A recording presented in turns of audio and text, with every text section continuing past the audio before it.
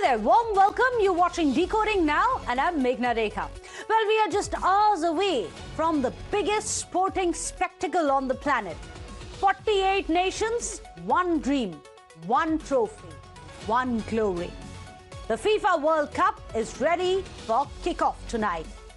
But unfortunately, even before a single ball has been kicked, even before a single goal has been scored, the beautiful game of grit and glory has turned into hate and fury.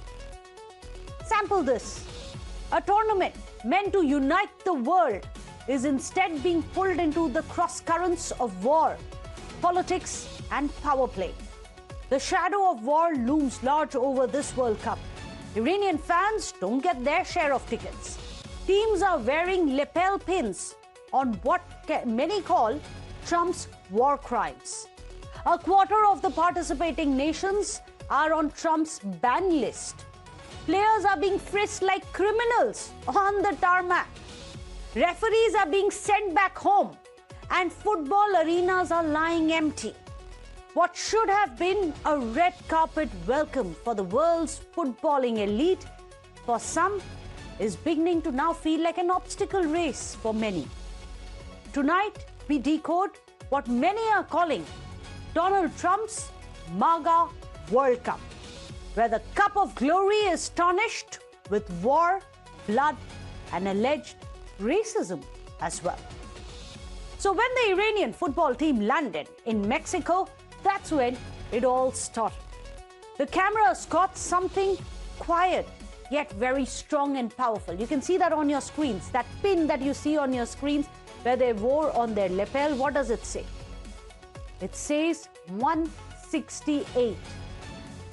168, a very significant, powerful number. No words, no banners, just a number 168. A number that Iran says represents the 168 children, girl children, school children, who were killed in a US airstrike on an Iranian school. Remember how on 28th of February, a missile struck an all-girls primary school in Minab of southern Iran? This killed 168 people. 120 of them were children, school-going children in the girls' school. Now, FIFA has strictly prohibited political statements being made on the pitch, and that's completely non-negotiable. But here's where it gets interesting. What wasn't on the pitch? This was the silent protest. This wasn't during a match. This was on the tarmac, on the arrival itself in civilian clothes, where you have Team Iran coming out with hashtag 168. And this puts it firmly in the grey area. Not on the field, it was on the tarmac.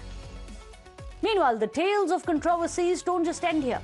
Viewers, every nation in the FIFA World Cup gets a standard ticket allocation, which is 8% of the stadium capacity. That is generally the rule. 8% of the stadium capacity goes to all the participating nations. But that's the norm, which applies to everyone equally. But not to Iran this time around. Iran was no different until it was. In a stunning last-minute move, the FIFA revoked the entire Iranian fan allocation from 8% to 0%.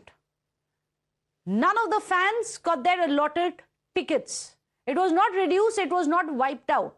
It was removed entirely. Now think about what that means for a fan who had been planning this for months.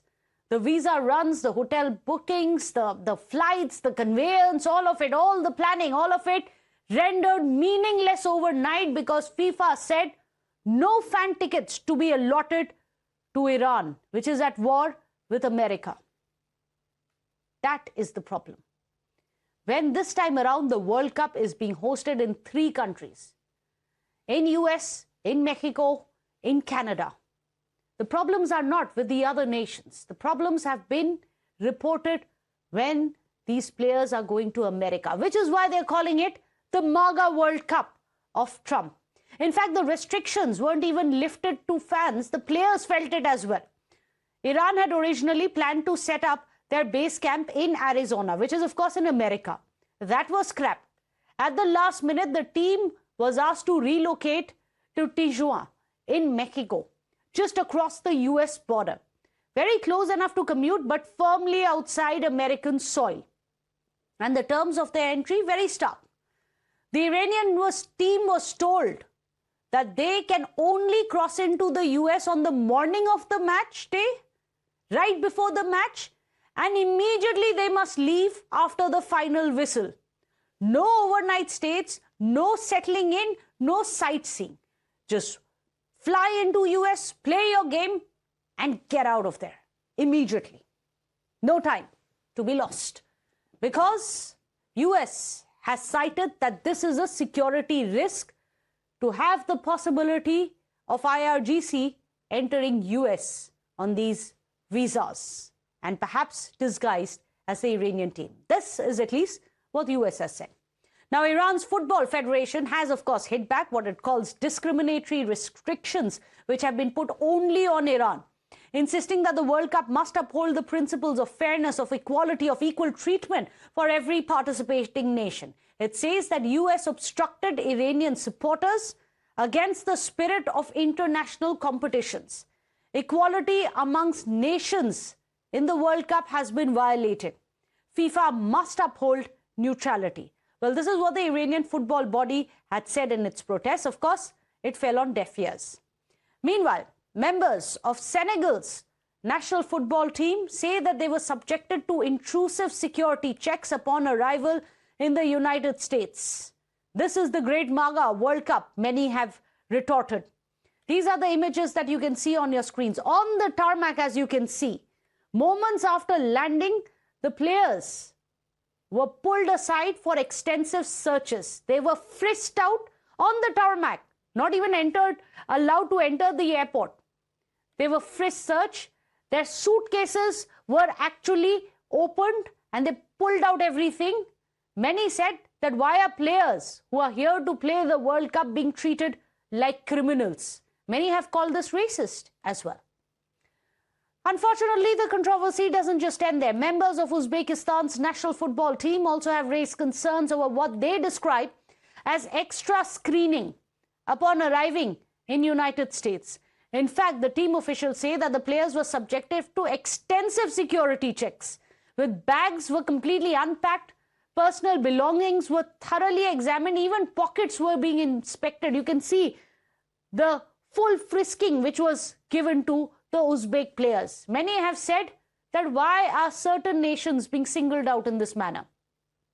In fact, the controversy has extended way beyond players and supporters. One of Africa's most respected match officials, a Somali referee, Omar Artan, he was denied entry into United States as well. Imagine, he went all the way to the US only to be stopped at the airport and asked to go back home. This effectively, of course, ends his involvement in the World Cup before the tournament has already begun. But that is the problem that many are saying. You have told an official, given him a visa, you invite him over. When the referee tries to enter US from one of the airports, he's been asked to go back home. And why? Because he's from Somalia. Because Somalia is one of the countries which is on Trump's ban list. A quarter of the nations who are participating in the World Cup are on President Trump's ban list, travel ban. People from these nations are not allowed to enter US, even a referee who was invited by the FIFA. But this referee, Omar Artan's World Cup dream may have come to an abrupt end when he was told in America that he must return back home to Somalia. But his return has been marked as an outpouring of support he saw at the airport as well. You can see the way that he was given a hero's arrival at the airport itself.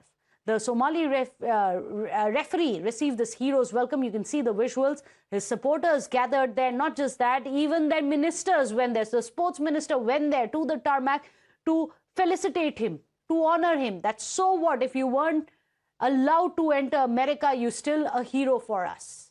What FIFA's president, Gianni Infantino, had to say about Omar Artan when he was asked about it at a press conference will shock you.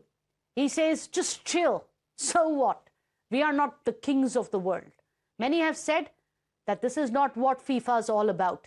Listen in to what FIFA's president had to say about what many are calling blatant racism and discrimination.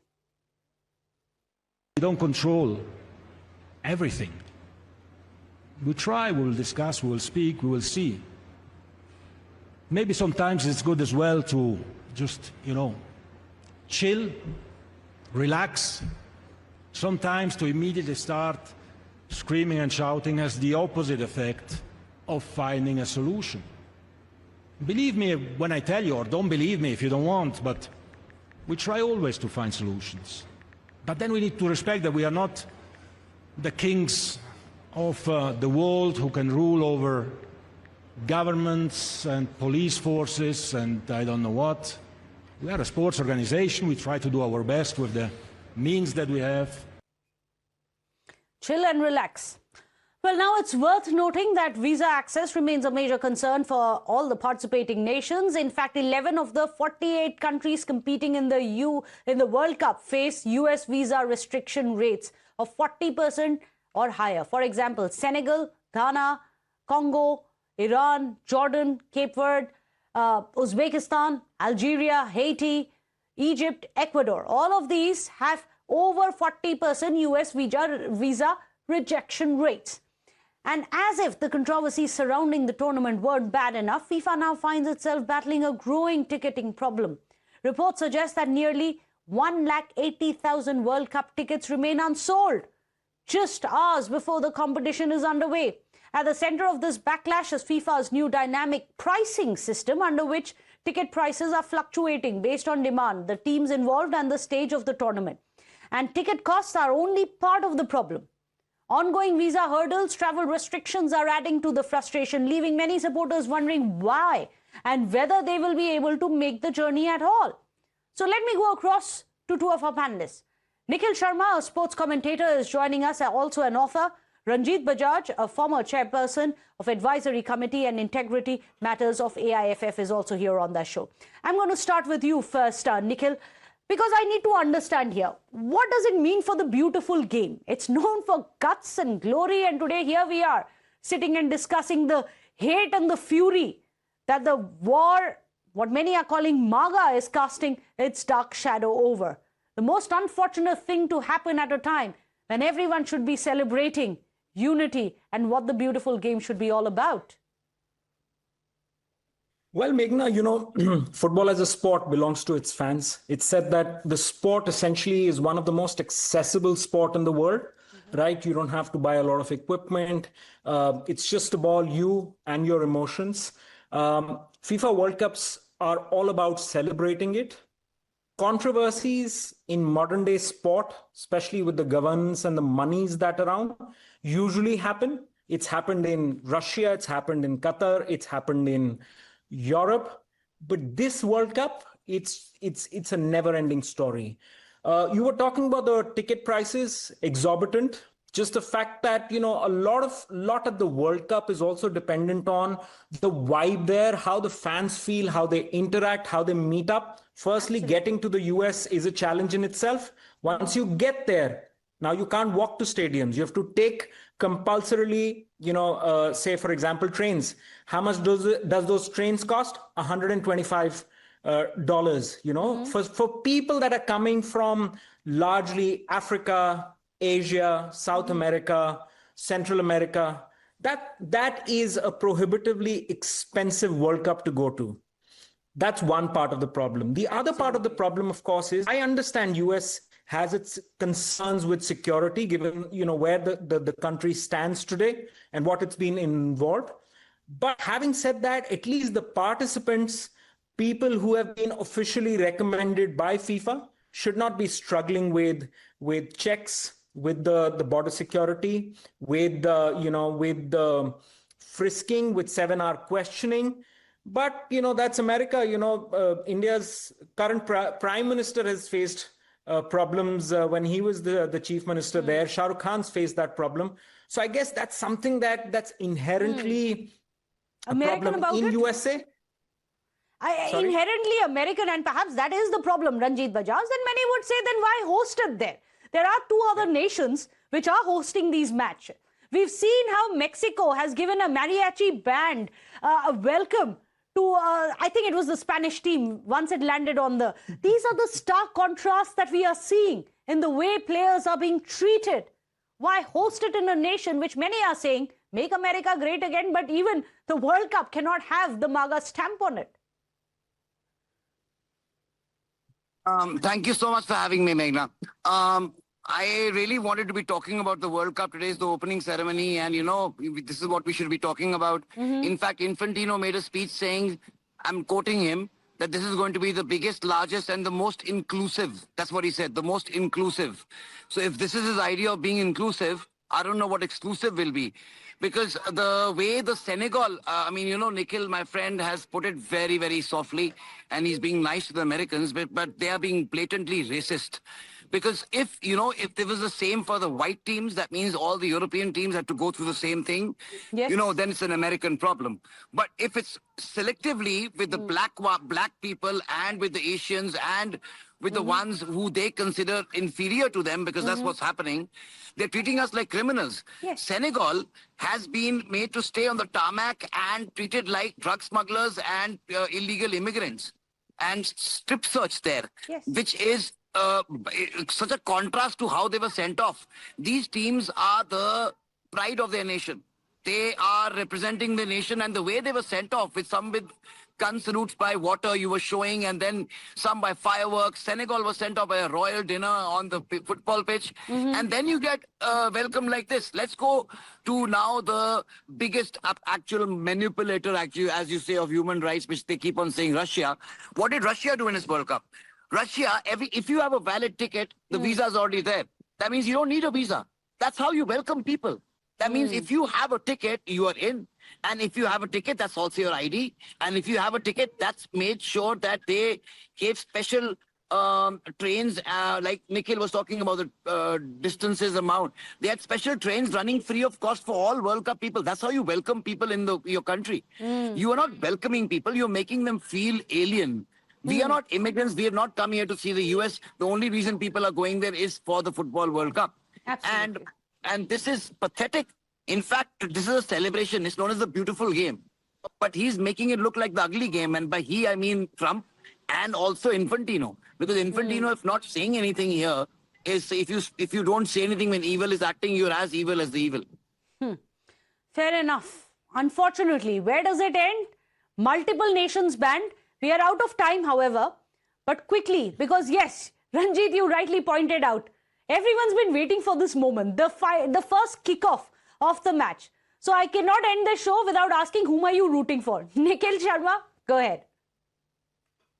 Well, the history of World Cup says that mostly all the nations who won it tend to win. But, if I have to go, I always love the underdogs. Last World Cup, it was Morocco. I'd say let's back Iran. I think they have a group that they could go through. That's the first thing I'd want to see. And there is a possibility, isn't it, Nikhil, that Iran and US are going to be facing off each other if they win the first round? I think Iran has a solid chance. They have Egypt, Belgium, and they have one more team. I think there's a chance that they could get at least two of those games and get to the next round. That'll be a great one, and I think all of us know whom you are going to be pitching for. Thank you so much, Nikhil. Ranjit, before I let you go, who's your money on? Will it be Ronaldo for the first ever time before he retires? I'm going for a dark horse, and I'm going for Japan going all the way.